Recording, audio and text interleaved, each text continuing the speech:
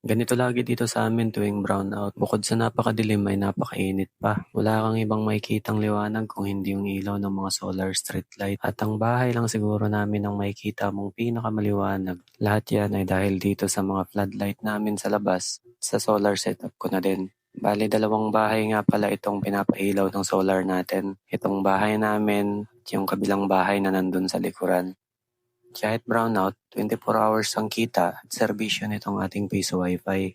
Lahat ng yan ay dahil dito sa ating 280 AH Gentile LiPo4 battery na kung sa kunat lang naman ang pag-uusapan ay talagang garantisado na to.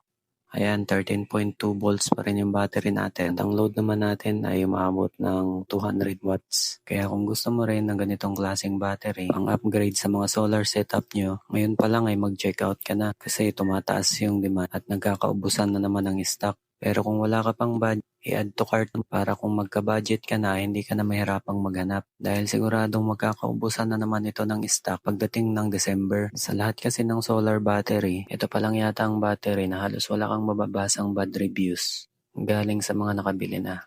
Kaya nga itong pinili ko dahil